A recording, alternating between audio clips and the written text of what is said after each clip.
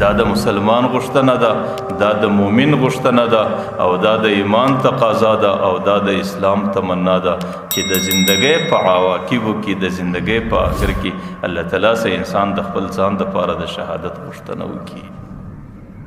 تاسو د دې خبرې معلومات د حضرت عمر د زندګۍ څه وکړي. حضرت عمر رضی الله عنه ته الله تعالی کوم قسم زندگی ورکړې ده چې د هغې د دین په خدمتو کې چې یهودو به د هغې متعلق دا ویل که دې امت ته الله تعالی یو بل عمر هم ورکړی وی د دې سړي غوندې د دې امت او د دې مسلمانانو حکومت به د مځکې پر ټوله کوره باندې راغلی وی. ځکه د حضرت عمر رضی الله عنه په دور کې د مځکې پر نیمه کوره باندې د مسلمانانو حکومت راغلی. نو یهود به ویل که الله تعالی امت ته یو بل عمر په نصیب ورکړی وی بیا به د مځکې پر ټوله کوره باندې د مسلمانانو حکومت وی.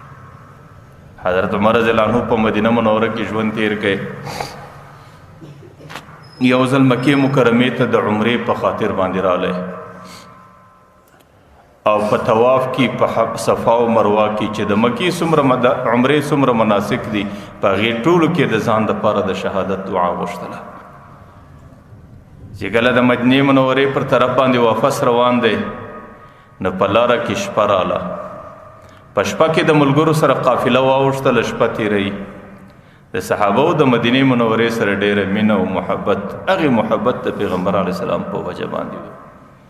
حضرت عمر رضی الله عنه د تهجد په وخت کې راپورته سو چې کله اسمان ته ګوري اسمان د ستورو ډک دی.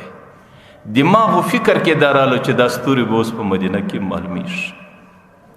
د ستورو نورانیت دی او صفا هوا ده او د عمرې څه د واپسۍ سفر دی او د سفر د سپیدو او د سهار د تهجد او د دعا د قبولیت وخت دی.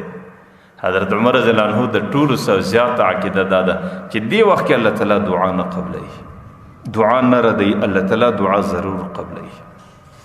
نو حضرت عمر رضی الله عنه د ټولو څخه اولنۍ دعا دا کوي اللهم ارزقني شهادة فی سبیلک. یا الله د زندګۍ د ټولو څخه لوی تمنا مې دا ده چې ستا په لار کې شهادت راته نصیب کړه. او دویمه تمنا دا پیښی چې واجعل قبری فی بلدة حبیبک. یا الله ستا د محبوب په ښار کې په مدینه کې زما قبر جوړ کړه.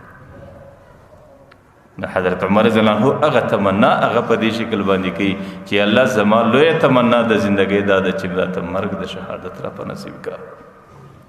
د هغې تمنا الله تعالی داسې خیال ساتي مسجد نبوي کې دننه حضرت عمر ته الله تعالی شهادت ورکوي. د هغې تمنا هغې غوښتنې تقاضا دا ده د پیغمبر علیه صلات وسلام ښار مدینه خو څه کوي د پیغمبر علیه صلات وسلام په حجره کې دننه د پیغمبر علیه السلام وپښو ته د هغې و اړخ ته قبر ورنصیب کوي.